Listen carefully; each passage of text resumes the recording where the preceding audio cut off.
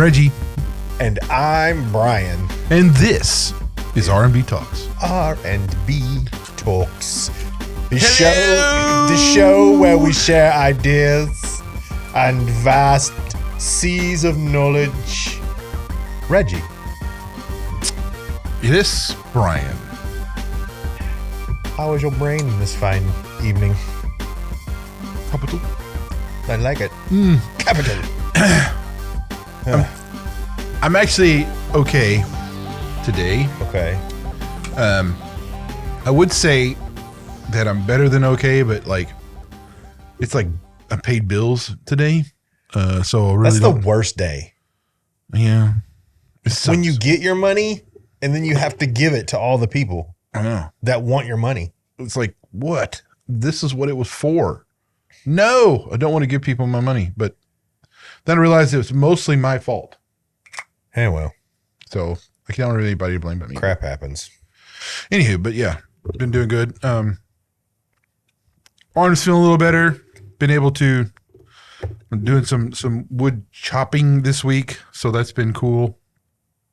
Honestly, I don't think it's the mace that hurt you, bro. I think it's the flips that got you. It was the flips. I know it was the flips, but the picking up the mace is still painful. Like that. Well, yeah, because it tilts that wrist out of balance and pulls on that. Well, it's just if that's too much weight on here right now. It's too much for the chain of movement. Yeah, it won't work. Yeah. So, but so I'm using the smaller, like the Fisher's splitting axe or my Adler one that 4 pound, 3 pound heads on them, and that's better.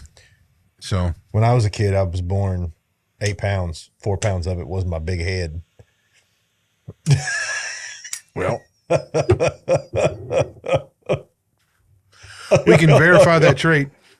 Dude, I have a monster head. Yeah, me too. And so does my youngest son. Caleb escaped the monster head curse.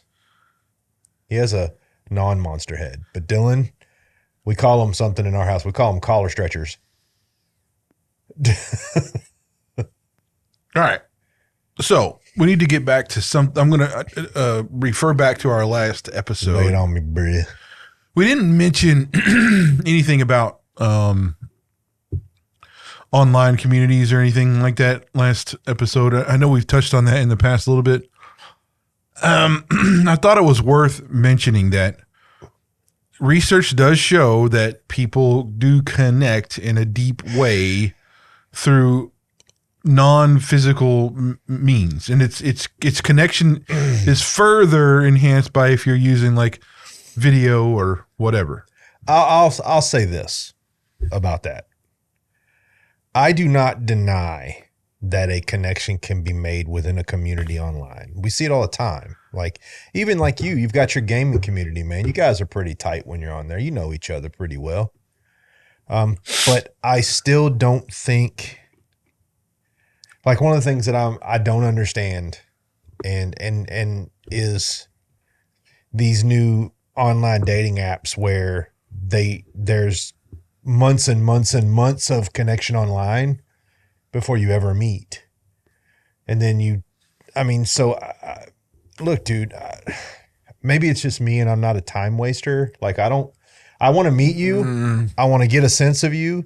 And no offense, if I don't like you, then I'm not going to continue to advocate for that relationship to grow. And I think the thing you can do online, and you got to be careful, is anybody can put anything online and make themselves look a certain way. You don't truthfully know who you're dealing with through that, right? It's hard to judge character through a video camera. It's hard to judge character through a chat box or those things. Maybe I'm wrong. I just haven't. It always seemed like a very strange way to connect to me. Well, yes, I would agree to a certain extent. And why I would say to a certain extent, like, I believe like something like a husband-spouse relationship. Yes. These probably goes beyond that of like a communal relationship.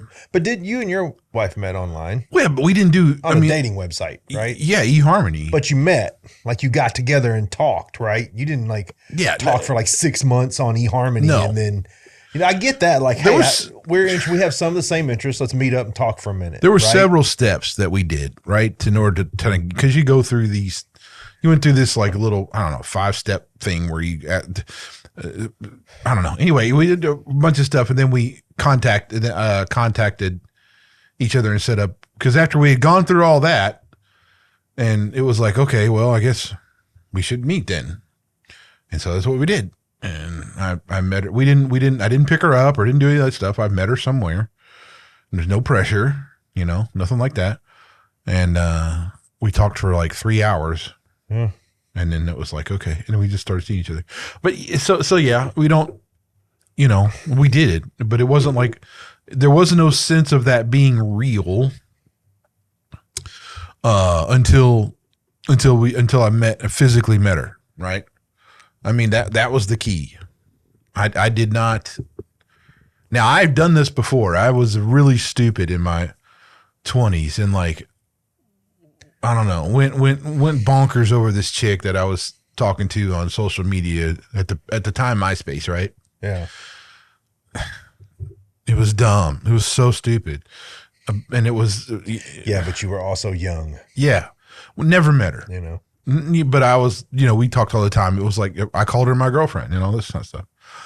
But no, it wasn't. It really wasn't. And I mean, and it ended up where I met her later on in person. And she's just a fantastic individual, and she's really cool and all that stuff. But actually, I met her before I actually contacted her before I even got on eHarmony or whatever, and was just to see if we could meet and see, and we met, and it was like cool. We are cool. Yeah. But it was a friend thing. Yeah. It didn't, there was no sparky, there's nothing. There was no chemical. And I think the chemical thing only goes, okay, look, in my experience, it only goes so far if you're not physically there. But yeah, you mentioned the gaming thing, right? So the Discord community that I'm in there almost every daggone night. I'll go in there and be doing research for this or whatever, and I'm still on Discord with these guys, whatever. And yeah, it's interesting. Like, we talk about all kinds of stuff, but none of them live remotely close. I mean, they're all over the place. And but yeah, there is a sense of like, friendship, I guess. But I don't know, because it's like I don't know these people for real. I mean, it's hard to know them for real. Yeah. Like, and I get it, man. Like, I'm not saying that. Look, dude, I like Facebook. Not necessarily. I don't post a lot. I post when I feel like posting. I do a lot of reposts of stuff I've said before, basically because I'm too lazy to come up with something new. But, I would say there is validity to some degree. Like, when my wife uses it, she connects with friends that she was friends with in high school from where she lived in St. Louis. You know who, God, what's his name? Country singer, newer country singer, Turtles All the Way Down, sings that song. I don't know country, bro. Golly, what's his name? I got to look him up now.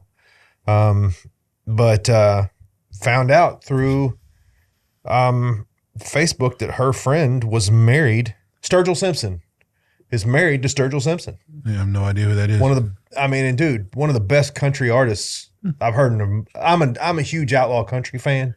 Was raised on it, and there's been a resurgence of outlaw country.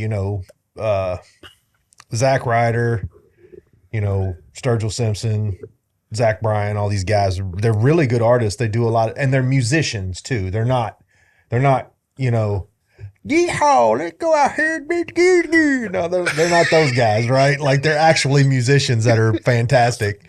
And I thought it was cool that one of my wife's schoolmates was married to Sturgill Simpson. I was like, man, that's got to be cool. I guess. To hear some of those songs that he's played, and I'm really a big fan, and I'm probably never gonna meet this girl, and I'll probably never meet him. And I'm not really concerned about it. But I just thought it was a really cool kind of tidbit, right? You never know what can happen. But that's the point, though. Like, you knew this. There was a real connection there at one point, right? So there's like, it's like not a, I guess that relationship's already established before you reconnect on social media. So like there's still a sense of realism that's there, right? Yeah, for sure.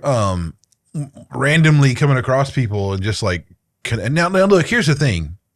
I mean, research does show you can develop deep connections with people online if you never meet them physically in person, right? Yes. We've said that before too. But I mean, I still don't see how that is going to be the same as a physical encounter where you connect with someone in that way. I don't see how that's going to happen. Well, as for me, like when I met my wife, I knew within an hour of meeting her, I was going to marry her. I cannot explain that to you. I know, but that's different than community, though, is what I'm saying. But you know, I get what you're saying. Like it's really tough. I mean, you know, I could see you reestablish or reconnecting online or in an online community with somebody that you had already had an established relationship at one point.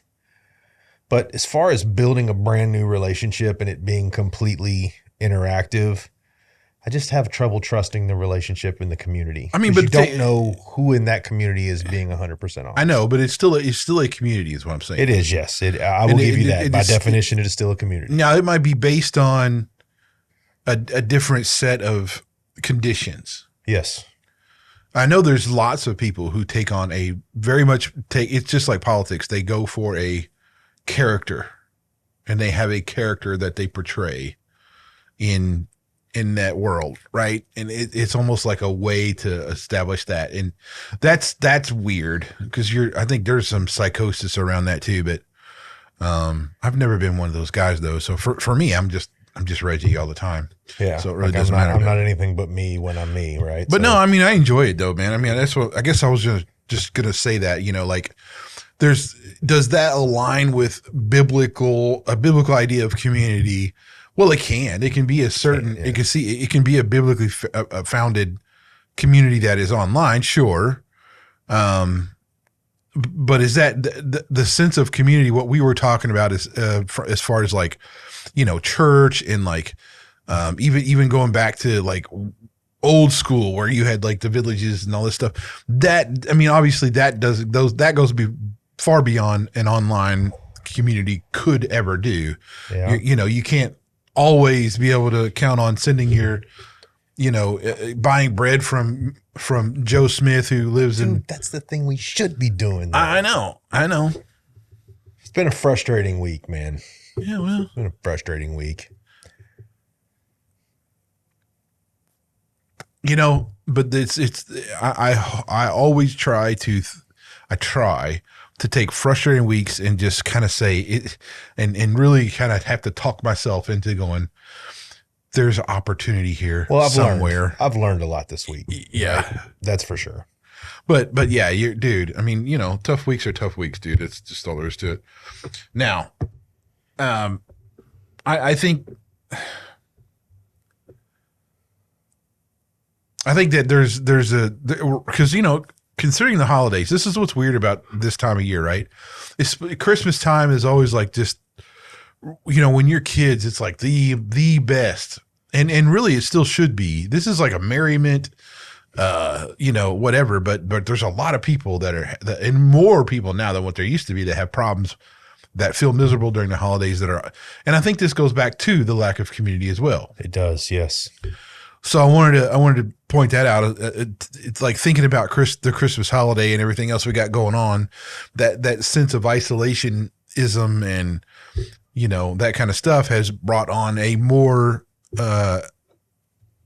apt to be miserable during the holiday season, dude, which is crazy, man. I mean, who wouldn't want Christmas to be awesome? You know what I mean?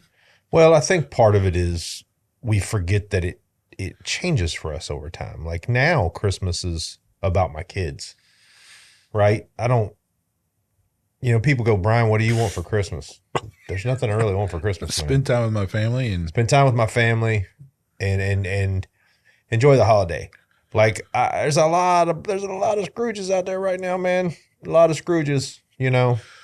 And I think that kind of leads into our topic. You know? Well, almost. There's one other thing I wanted to point out. Lay it on me. We're doing this before because I think last time we ended up like that was a long episode last time. It was a huge long episode. I enjoyed it though. I mean, but one other thing is that I see these all the time in the online communities, where they ask AI something about God or the existence of God or this or that, right? Come on. Okay. Sorry.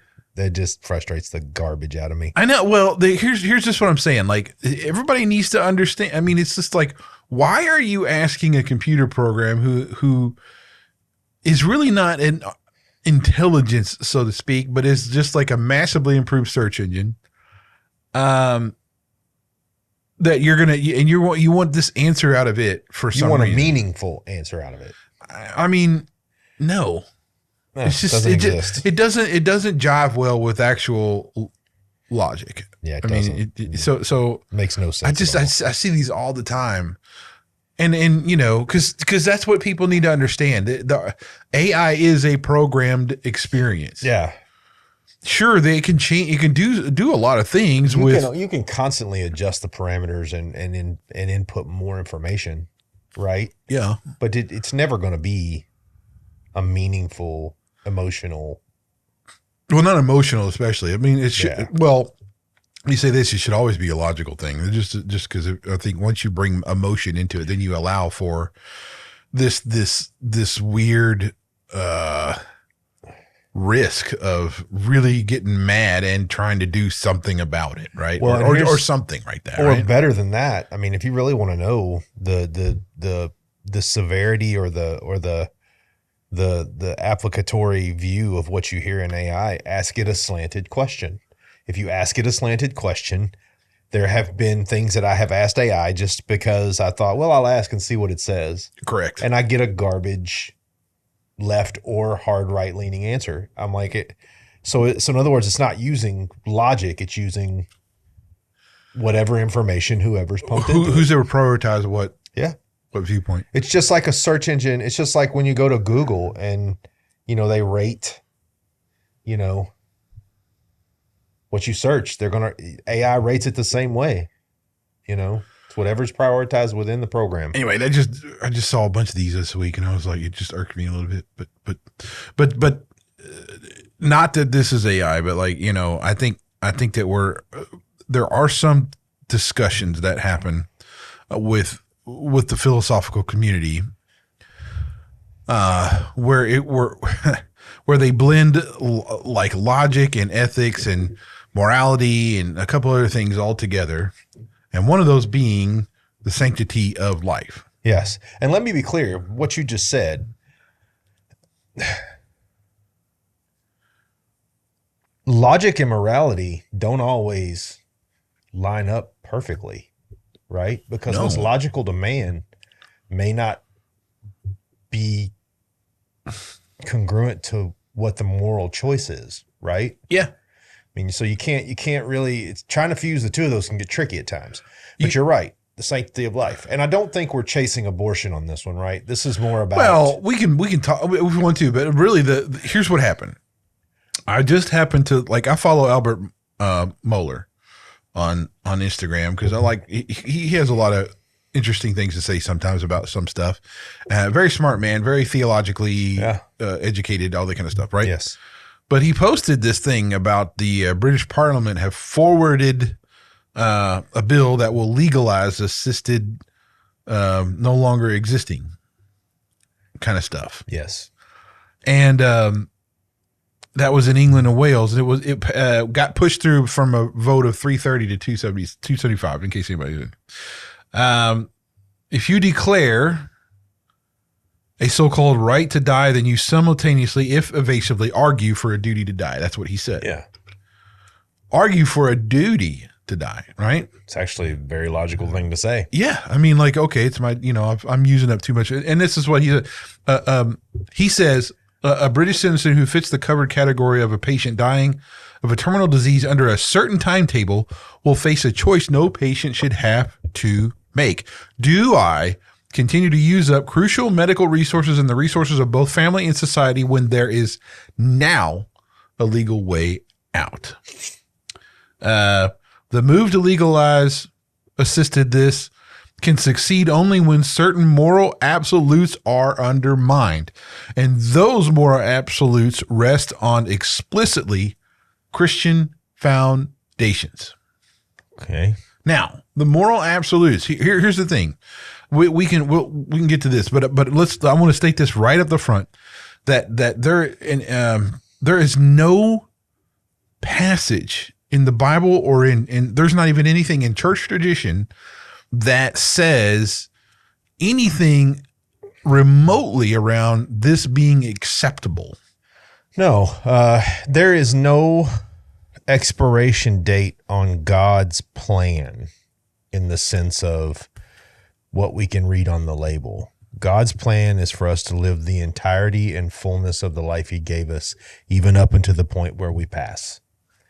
I think this foolish notion that somehow we are smarter than God and we can decide when his plan ends. So we're just going to stop our lives because we don't feel that there's use to it anymore, or that we're somehow draining the system. Absolute poppycock, bro. Like, well, you said it earlier. John MacArthur said that nowhere in the Bible, nor in biblical history, nor in man-made history can you find a point where a life should end or expire before the fruition of God's plan for it. So what I'm saying is, up until you might be dying of scurvy. I know it's kind of a bizarre scurvy. Arg. But up until the moment that you draw your last breath, there is power within you to affect lives, to affect your own life. A perfect example. This is a perfect example. If you call on me with your last breath, you will be with me. The repentant thief behind Christ on the cross, dying, knew that he didn't have a chance of living through that. Yep. Asked for forgiveness and was granted it and was brought into the kingdom of heaven. There is always a plan for every single tick-tock second of your life that God has put within you. And for you to say, you know what, God, now I'm just going to go ahead and end it. First of all, what does that tell me about the value of life to people, right? Like it tells me that in our society, we are beginning to value life and weigh life against the commodities of our society. And that to me is just foul. Like, some of the most precious wisdom we've received is from the last years of someone's life, right? Who didn't sit around the table when grandpa was talking and grandpa wasn't in great health and grandpa wasn't doing well, but grandpa was dropping some wisdom. Well, okay, here's the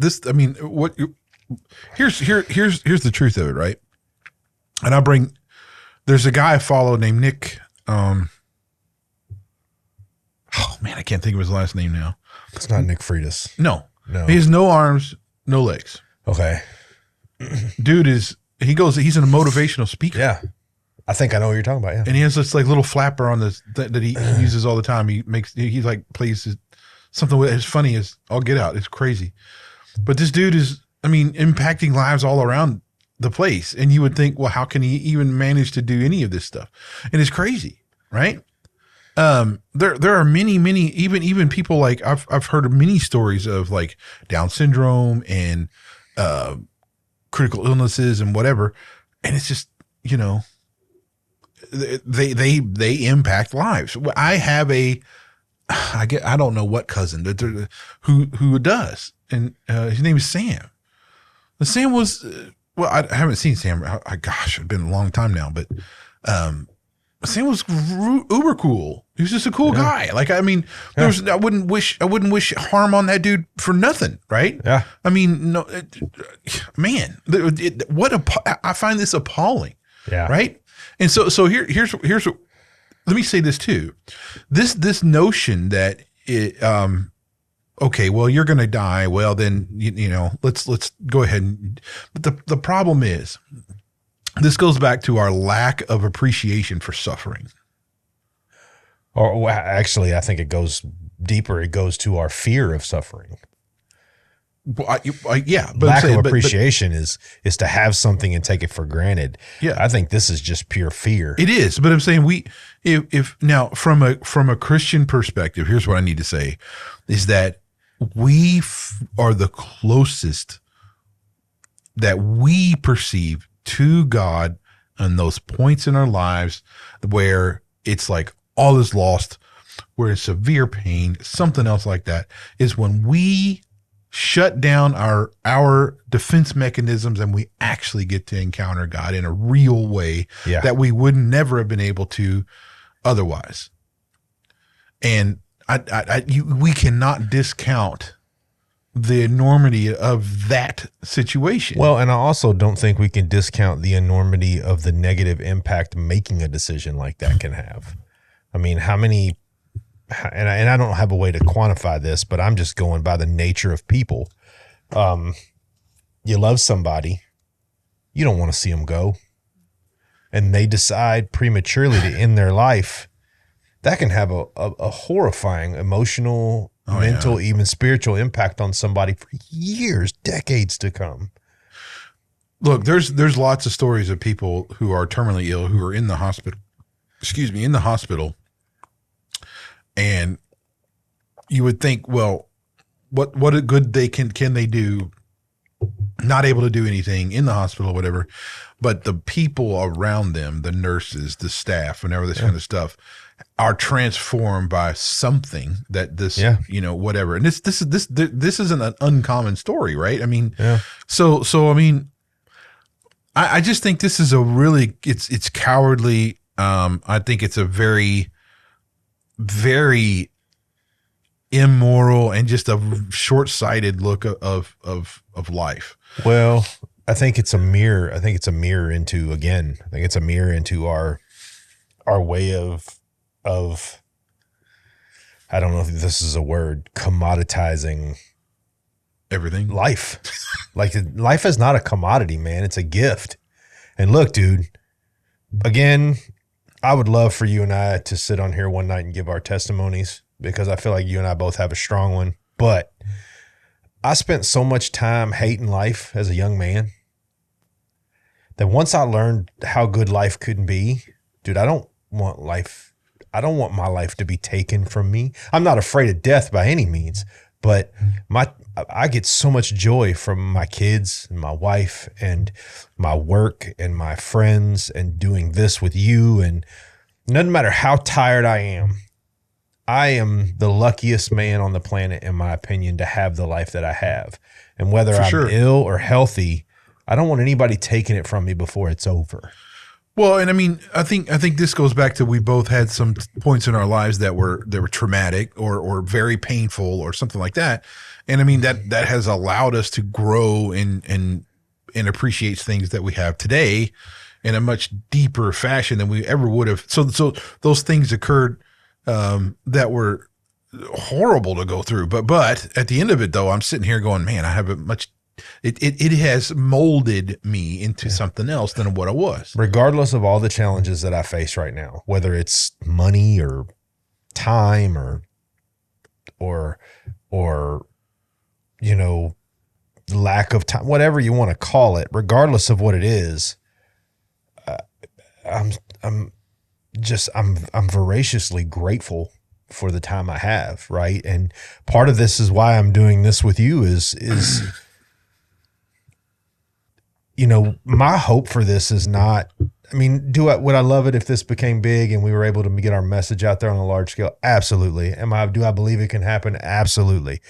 Is that why I do this? No, not at all. No. What I believe is, if you and I can talk and change one person's life, then all this was worth it. You know, and if we do this until we're 80 and we come hobbling in here on walkers and got to be in wheelchairs, bro, let's change somebody's life. Like, let's give somebody the life that they want and give them hope. And I think, you know, I read, you know, you the one that brought this to me. And at first I was kind of like, huh. But then I got to reading really deeply on what was going on in our sister country or brother country, Britain. And you know what? This makes me really sad because there are out of, I'm going to give it a 605 leaders that apparently voted on this. The largest majority of them showed a complete and utter lack of respect for the gift of life by saying you should be allowed to kill yourself whenever you feel the need. And that's basically what it is. You can call it assisted death. It's suicide, but you're too cowardly to do it on your own. Euthanasia. It's euthanasia. We had this whole thing with what was Dr. Kevorkian for years, man, right? Like Kevorkian was out there, banging the drum for assisted suicide. And that guy was a friggin' lunatic. But okay, but I gotta lay this out here a little bit. Lay it out for me, man. Lay it out. I think I really feel, I don't know, I feel deeply for people who get to the point where they say it's time to go and they want to, like, there is some, and it doesn't matter to me if like it's a terminal illness or whatever. I mean, you know, there's a place there that I think that somebody's gone to that's just pretty dark. But dude, I understand like an individual, especially from some of the men I've known who are old school, and they get to a point in their life where they can't do the things that they wrap their identity around. That's the point. Now I'm getting to it. But, you know, when they get to a point where their identity is rooted in this whole physicality of being that they were, and all of a sudden now they can't do it, they just feel shattered, right? Yeah. And I think that, you know, you only have so long here. Yeah. And you artificially shorting it is really cutting short something else you could have, because I mean, this goes back to the perspective of that our view of what is important, what's a big deal, is not the same as what God sees things. Yeah. God is look, there are so many little things we do each and everything that make a big deal for who we are, for our generation, that we have no idea about because we can't see anything, but he does. Yeah. And so these little things we do each and every day are important to him or the kingdom or for heaven or whatever, however you want to say it.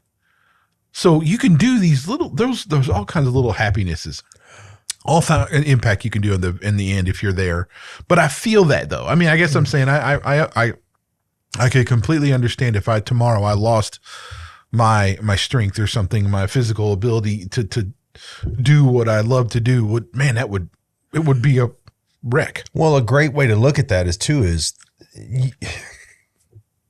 you've been in a down spot before. Sure. You're hurting, you're struggling.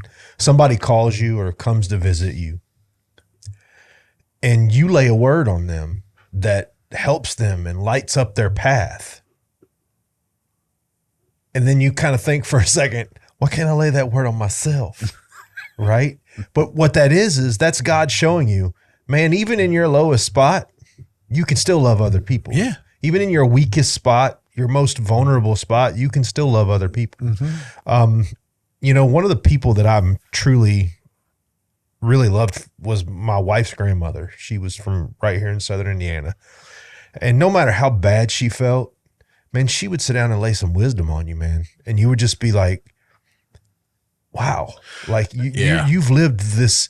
And she was a godly woman, so she understood, right? And she could be sick, not feeling well, physically not able to handle things. But man, you sit her down and man, she would lay that loving wisdom on you. And when you walked away from her, you felt like a completely new person. Yeah, my grandmother was, she's so funny, man. She was almost always funny. I mean, it was until she had dementia, and then just man, it just got real bad. But up until, man, I mean, she was still 92, 93 years old, getting up and, trying to take care of you when you're at her house and all the stuff. And I mean, laughing, just having a good old time. Man, she was so cool, but okay, let's get back to some real things here. There are 10 countries who have legalized euthanasia, right? Australia, Belgium, Canada, Colombia, Ecuador, Luxembourg, the Netherlands, New Zealand, Portugal, and Spain. And there's 10 states that allow it in some form. Oregon was the first one in 97. Shocker. Sorry. DC, and then you have California, Colorado, Hawaii, Maine, Montana, New Jersey, New Mexico, Oregon, Vermont, Washington. So all liberal states. Montana's not, though. They're almost there. New Mexico isn't necessarily, but what I'm saying is like, so okay. So speaking of our states, man, I mean, again, it's not one of those issues like I would like die on a hill for. Only that I would say and keep saying that, it doesn't align with the principles of the gospel. It does not reflect the God ordained way of our being here in this reality. Yeah. So I'd still stick to that. But I just want to say that if somebody said, well, if you allow for this, we'll take care of that. Something like that. It might be one of those things, but I still have to say that I'm not, I still feel for the people that get to that spot who feel like this is where they got to go. Yeah. Here's the thing. This philosophically, and I think we need to talk about this just a second. I happened upon this like Western Sydney University. I guess it was a small little snippet for a class that they did, but Plato said, and what he believed, I won't say because this is they paraphrase this, I'm sure. Any treatment that left a patient with a useless life was inappropriate. This is what Plato believed. Medicine was not intended for useless patients and should not be treated even if they are wealthy. So in other words, Plato's like, hey, he's saying you should don't use medicine to cause a life to be useless. But if their life is already useless, why would you use and this brings up what's called the futility argument. So look,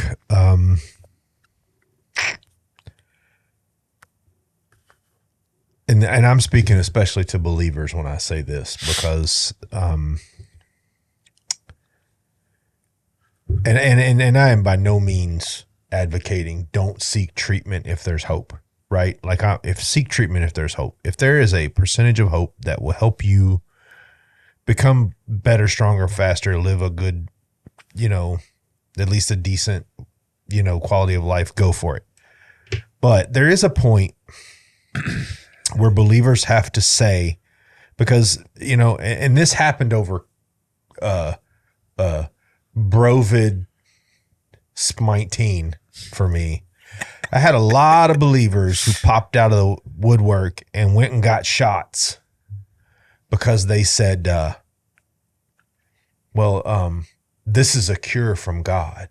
This is a blessing. This is a answered prayer from God. And, I got a lot of flack from a lot of people because they would ask me why I didn't. And I always said the same thing. Look, man, God's plan is sovereign. I cannot stop it from happening. I can't stop that roll ball from rolling downhill. I'm not going to be out here trying to fight against God's will. So if God's will is for me to die of COVID, I'm going to die of COVID. No vaccine, no booster, no nothing is going to stop God's plan from occurring. And I got called crazy by some people. I got called silly that I was being unsafe. I had COVID twice. Didn't even know I had it both times, and happened to get some medical stuff done. They're like, hey, did you know you were positive for COVID? No. So, and I'm not saying that COVID didn't have a big impact on certain people. I'm not saying that. But for me, if you're fighting against God's plan, if God's plan is obviously pointing you in the direction it's time to come home, it's futile to argue against it. Yeah. Right. And then there's a lot of people out there that want to, well, if we just do this, or we can make this happen, or we can do this and we can get and the really sad argument is when you get into, well, maybe we can buy a few more weeks. Well, yeah, maybe, but what's your quality of life going to be? How strong are you? How much do you enjoy day to day? You know, and why are you so afraid to go home? As a person of faith, if God kicks the door open and goes, exit's right here, why are you afraid to go home? Yeah. And if you're the spouse of, or the brother of, or the sister of, and you're a person of faith, that's the goal, man. Go towards the goal, right? And I'm not saying, take your life prematurely, but I'm saying that suffering, that pain, that moment is meant for something. So for you to try to dodge the bullet or push it away, what are you doing? Yeah, this is exactly what this is a part of the futility argument. Yeah. Okay. Medically futile treatment is an action, intervention, or procedure that might be physiologically effective in a given case, but cannot benefit the patient, no matter how often it is repeated. A futile treatment is not necessarily ineffective, but it is worthless, either because the medical action itself is futile, no matter what the patient's condition, or the condition of the patient makes it futile. Well, let me rewind for a second. You said he talked about useless. He did. What? Give me, expound a little bit on useless. Well, that's the thing. I couldn't find how because I think this is what would be like.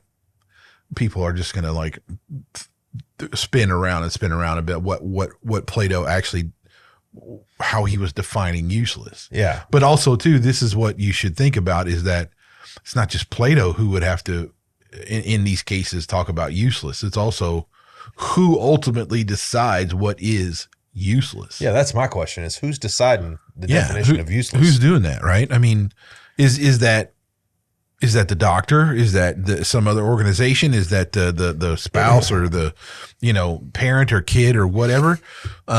That's a problem. Yeah, because there's a lot of times, man, people don't want to let go. I couldn't even imagine being in that scenario, man. I mean, that's Well, it's tough for me because I've never. Now, I'll be completely honest when I say this. I've never thought about taking my own life. Now, I have had moments in my life where I've thought, if I just vanished, would anybody realize what was going on? Yeah. But I've never once thought I should end my life. Yeah, I never got that far with that line of thinking myself. There was one point where I thought, would that really would it have that big of an impact? Right. Yeah. But that was as far as that got. That was one fleeting thought, and that was it. Yeah. Just a moment where I stopped and went, how big is my footprint? Right. Like, but I think that Plato, or attempting to decipher what Plato was saying, he was a philosopher. Philosophy is a very, it's filled with vagaries, to say the least. Interpretations, and perspectives, and everything else. But one thing I would say is, and the thing that I really kind of stuck to was, there was some biblicalness that I would like to talk about, and the Bible teaches that all people are equal in the eyes of God, and that no life is dispensable. And in Galatians, Paul says there is neither Jew nor Gentile, neither slave nor free, nor is there male and female, for you are all one in Christ. And at risk of not trying to sound like I am deciphering what he said, I believe what he's saying is, in God's eyes, you are his creation, and he has this plan for you. So you are not dispensable. You are not, in his eyes, he does not collect you as a man or a woman. He collects you as one of his children, and he has a plan for you. So when you're out here, trying to preempt, God's plan. I mean, Genesis 9:6 says clearly murder is wrong. And I believe that anyone who assists in someone's death is murdering that person. I believe that's a legal way of killing someone. And this is where the paths of like abortion and like the end of life type of stuff kind of intersect a little bit, because it's there's talking about the same thing. It's talking about this. It's exactly what it is. The sanctity of life. And one of those, so if you look at Psalm 139, for you formed my inward parts, you wove me in my mother's womb. I will give thanks to you, and I am fearfully wonderfully made. Wonderful are your works, and my soul knows it very well. So, I mean, God wove all of us together, and we're all unique creatures that exist in this reality for a reason. Not only that though, but like in Matthew 6:26, where he says, like, look at the birds of the air. They do not sow nor reap nor gather into barns, and yet your heavenly Father feeds them. Are you not worth more than they? The most disabled, functioning person is still more worth and higher elevated than any animal that exists on the earth, regardless of, I heard at one time, I forgot who was talking about this, but like even that person has more value to God than like the most winning Kentucky Derby horse there is, right?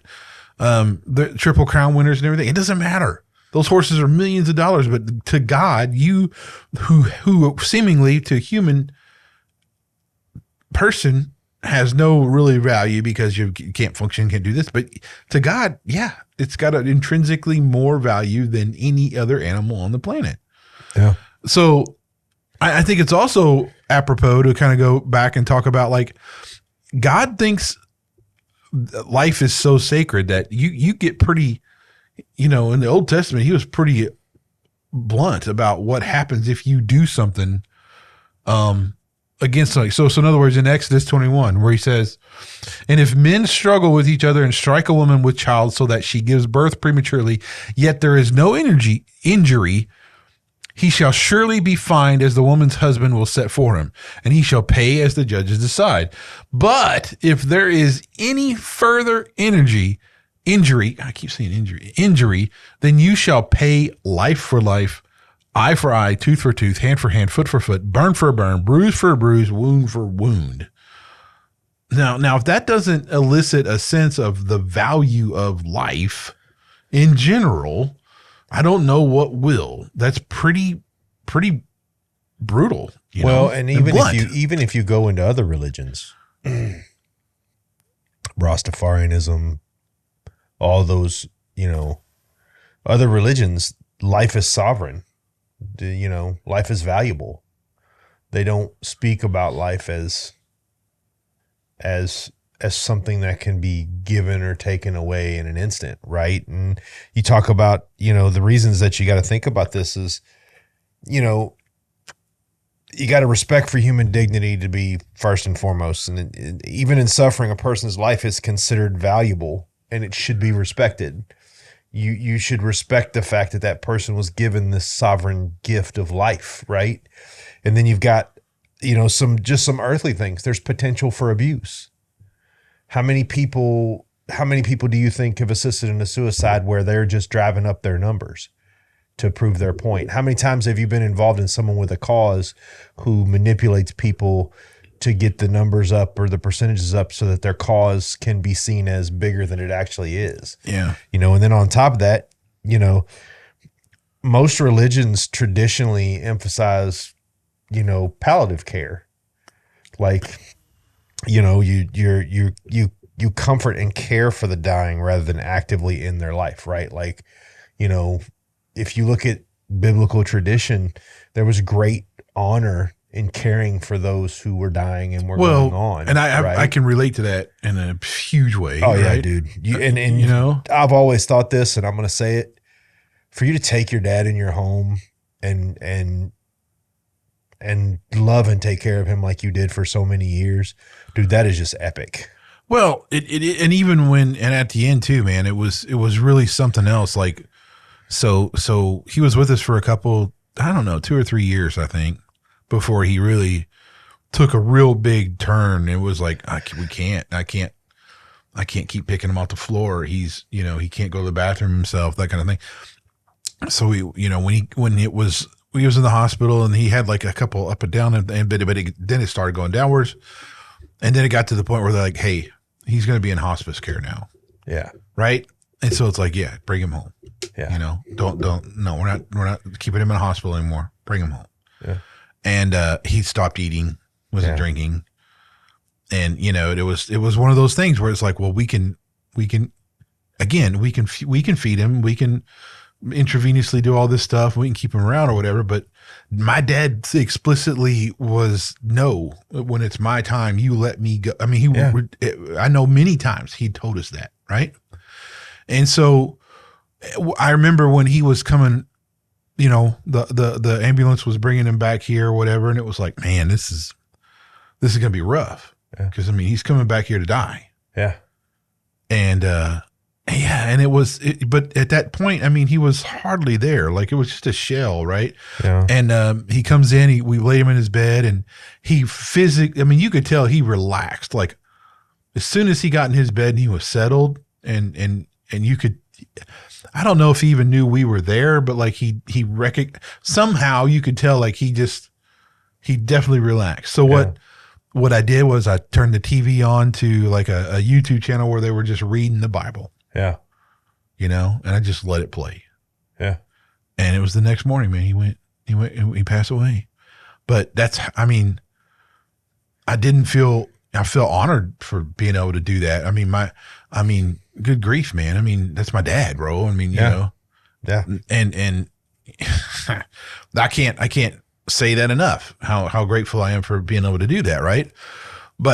And that goes back to that not letting go thing. We could have absolutely said, no, you need to keep him, you know, all this stuff and all the, but he did so many micro strokes, dude. I mean, it was like, whew, it was a lot. So it's like, do you really, and he was essentially the body was shorting out. Yeah. I mean, it's just brain was just, it keeps gotten just going. Right. Yeah. And it was like, no, dad explicitly said when it's no, I mean, so we didn't.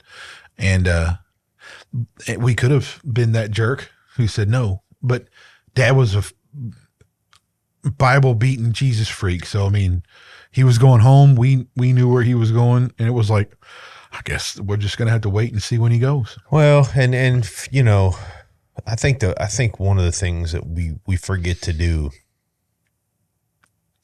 is there's a final gift in life, and that's when God brings us home. Yeah. When he tells it, you know, good and fervent soldier, you have fought the fight, right? And you have done the things that need to be done. And I think the people that I really feel sorry for is the people who get to the end of their life that don't have any faith. There's a lot of famous last words from people. If you've never checked that out, it's worth seeing what they were saying. Well, I mean, you talk about, it's really creepy. I'm not kidding you. It's famous atheists and stuff. And it was like, oh, you know, dear God, what have I done? Well, and how many people have you known that didn't start questioning whether there was a spiritual realm until the end? Right. And that's another point here too. Like we are so stubborn with things and so think we're in control about everything. And then when it's really illuminated that you don't have control over anything. Yeah. And you don't know anything. Yeah. Then all of a sudden it becomes it's a different ball game. Do you think I often, and I know there's not, but I often wonder, while you're waiting in line to see the Lord at the pearly gates, do you have a moment of regret? Man, I wasted a lot of years, man. And I'll say now, I'll be 50 in May. I wasted a lot of years. Well, yeah. I mean, we all have. But they served a purpose. Yeah, but they drove me to a certain point, right? Yep. They brought me to this place I'm in now, which is very, very good. Okay, let me say this about my dad, though. One last thing. So let's take my father as an example. If he had chosen or been in his right mind or whatever to end it prematurely, I would not have been, my daughters, my wife and stuff wouldn't have been able to sit actually in this room right here and be with him. Yeah. In that last moments. Right. Now, I got to be grateful for that. Right. I mean, I think that's a blessing. Yeah. So that wouldn't have happened. Yeah. Ugh. Yeah. It just creeps me out even thinking about it, dude. And I think about my mom who passed away recently. We have no relationship, no contact. But I wonder if in those last moments, did she call out, right? I hope she did. I hope she called him his name. I hope she said, I'm ready, But, unfortunately, she lived a very destructive, dysfunctional life. That's tough. But it's not. And it's not because I did what you told me to do, Reg. I got into the Word and I was like, I'm one of those people that I believe wherever I'm reading in the Bible is where I'm supposed to be. And, I wound up back at the Hill of Skulls where the repentant thief, right? And it doesn't take away the consequences of her life, but it certainly could save her soul. Right. And that's the comfort that I got from that was, it could have been, right. Like, my Uncle Kenny was very influential in my life, and, I got to talk to him a lot about God, and this is a man that was completely closed off to the subject, and then he wound up getting baptized, and this was before he passed away. And I just remember when I'm standing in the room and they're getting his body ready, just feeling this weird sense of joy. Like he's home. Like he made it. It's safe, right? Like, yeah. And the people around me are grieving. And my only thought was, good job, man. Like good call. That's it. Like just, and I grieved over his loss. I did. But I also had this really weird sense of, wow, man, you get to see it, right? And you get to be a part of it, and you get to know and understand it. And that's an incredibly wonderful thing. And I think that what I don't want to do, and really honestly, the reason I'm against, what I call it, what you want, assisted suicide, assisted dying, whatever label they want to put on it, is you're taking away a last chance for someone to see, you're stealing from them an opportunity. Or you're giving them a choice now to either use up resources and all this stuff there. So it's a burden that you put on them. Yeah. That a choice they have to make where they shouldn't. Person who's dying, who's losing all of their ability to do anything, and you're going to go in the room and put that weight around their neck. Yeah. Dude, how evil is that? Like, that to me is just pure evil. Well, and you're dying, so we're just going to hang this around your neck. So one aspect of this, guilty. Brian, I think is important to bring up is like that mercy kind of thing in like on a battlefield or something. Okay. I don't think that's the same thing. No. And I thought about when I was researching and kind of wrapping my thoughts around that, I thought about that scene in The Last Mohicans. Yeah. Where, the one guy is being burned at the stake and, the one guy shoots him. Yeah. Right. And I don't think that's the same thing. Yeah. I don't think it is either. I mean, it's I guess you could technically say that is, but I mean, that's a whole different experience and a whole different thing that you're doing. Like, you know what I mean? So I do want to make that distinction. I think it's important. But here's kind of where I would argue against that a little bit, and just to give some pushback, just for the purpose, right? If you say it's not cool, then it's not cool. No, it's just it's that difference between forgiveness and consequence, right? So, you know, and I take it back again, you know, the thief on the cross didn't get down after Christ welcomed him in. He had to suffer what he had to suffer.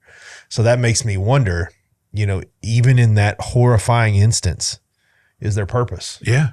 Right. I know. You know, and it's, I understand where you're coming from. Like, dude, put the dude out of his misery. Like, he's burning. But again, I feel like in a way that's sort of doing the same thing. It is, but I guess where I'm saying is like, God help us if we have to ever have that freaking thought. Yeah. You know what I mean? I mean, good grief, what a situation. But, but like, I guess I would say, like, I'm not wrapped around the axle about that one. Yeah. You know, me neither. I mean, I wouldn't begrudge anybody for doing something like that to try to, because the intention of that is not anything. Well, and God knows I don't know the horrors of war. Yeah. So I don't know the psychological horrors of war are right. You know, and you know, I go back to or the Mohican scenario, right? Well, that's a whole other But I go thing. back to my wife's uncle. He was a POW. He saw the worst possible things in a Japanese internment camp. Yeah. Could I have gone back and blamed him for anything he might have done while inside that camp to maybe shorten the torture of a fellow person or something like that? No. I don't know that I could ever go back and judge him for that. Those kinds of things are scarring in a way that's almost impossible to even quantify, right? Like, how do you quantify that level of mental and emotional torture? Yeah. I mean, you look at some of the guys out there right now who've come back from Afghanistan and those places, and I've had the absolute pleasure of meeting some of those men, and I have a respect for those men that's just it's unmeasurable. But they saw things I will never understand. Yeah. I mean, I have close family did the same thing. And I will never, if you said right now, Brian, I need you to judge. No, I'm not judging that situation. There's no way for me to judge that situation. Yeah. I don't know how deep that level of psychological fracture even is. So. Yeah, that's what I mean. That's just to me, that's not saying it doesn't is not defined the same way necessarily, but yeah, I mean, good grief, that is a different scenario in my mind, right? The closest I could ever get is I remember going to the theater to see The Passion of the Christ, and I remember just weeping as they destroyed Jesus. I remember my stomach turning and the heartbreak and realizing that he could have stopped it. Any point. He could have stopped it. He could have said, no more. No more. He could have wiped the slate clean. And he willfully lived until the point that God deemed his life to end. And dude, that right there is the pinnacle of everything we're talking about. Yeah. You know, I mean, people talk about, you know, I hear people laughingly talk about the sacrifice of Jesus, and it upsets me because the Romans were especially adept at torture. And people don't realize the level of abuse that was weathered on him for days. Well, keep in mind, it does say they were particularly riled up, in other words. Right? I mean, people don't realize that a lot of the weaponry they used wasn't meant for people to survive the torture. No. It was meant to kill you during. Yeah. I mean, cat of nine tails. Yeah. I mean, that's something else. You know, they didn't just place. I love that when people go, oh, they placed a crown of thorns. No, they put it on his head and they took a hammer and they tamped it down around his skull where it tore open and lacerated his scalp and his temples and his ears. It destroyed him. Well, and speaking of which, they have new.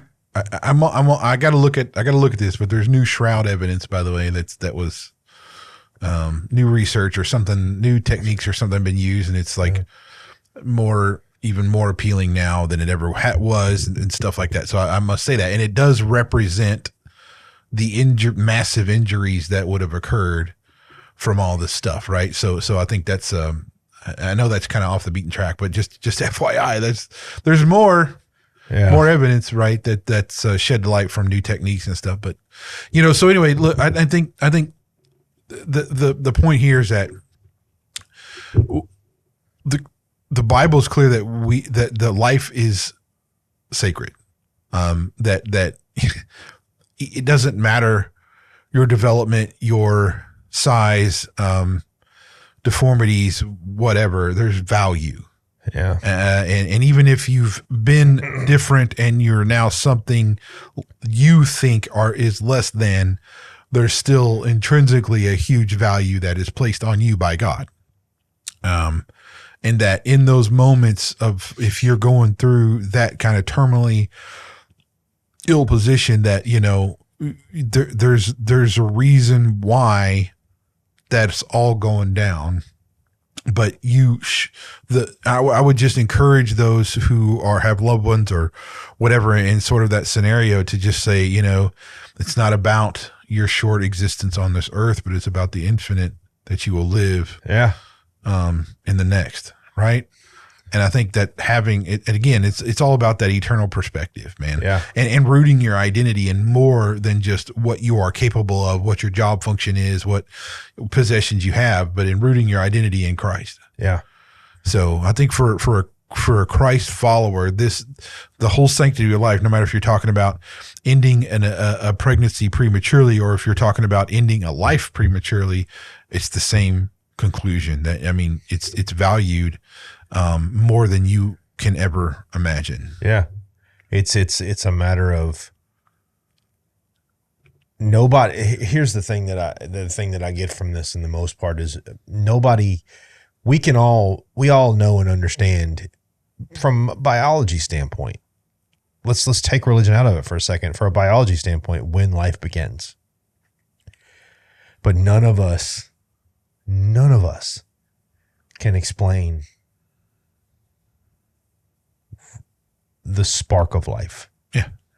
The personalities. Reggie, you and I are two completely different men. Yep. But we are both tied to God. Willfully tied to God. By choice. And that's another thing is your life is unique. There'll never be another one. Going back to your dad, one of the funniest things was, when you and I were going to the men's anti-abortion rally, and you played those songs for me. Your life will have, if you love and lead and play a role in your family's life, you will be remembered and felt for years and years and years to come, even after you've passed. Sure. And that your dad, those songs were they were just like, when you started playing, you were like, I got to play this for you. And you played it, and I was like, who is this? And I loved your response. You were like, it's my dad. And I was like, no. And then I'm listening, and I'm like, I recognize the voice. It's incredible, dude. It's incredible. And I just hope that you and I and other people out there realize that everything leaves a mark, right? We do. And even when we're forgotten, Yeah. and when we're long gone and no one remembers who we were, you still have passed on a legacy that continues. There'll be a little piece of me that lives through my kids and passed on through their kids and then passed on through their kids. And it might be very small, but there will be some of that legacy passed on. Yeah. And to end my life prematurely would be robbing that, not only the gift of life that God gave me, but the gift of that legacy that he helped me create. Right. You know, you just, the encouragement for people, from me, would be this: don't short yourself all that God has planned for you. And know your value. Yeah, and know your value. Even in the worst of times, even in when you don't have long to go, you still have value. And that's the important thing. You know, and remember that, you know, you're going to have bad days. You're going to have bad things happen to you. You're going to have sicknesses and injuries. And, you know, even as of late, I've had to start to realize that physically I can't do the things I did 20 years ago. It's going to happen, man. But it doesn't mean that my life can't be good and that I can't have great things happen. And because I'm not who I was when I was 25 doesn't make me less than when I'm 50. Correct. It doesn't work that way. No. And just because I'm not who I am at 75, who I was at 50 doesn't make me less. It just means that I'm moving into that stage of life that God had planned for me. Right. So that's it.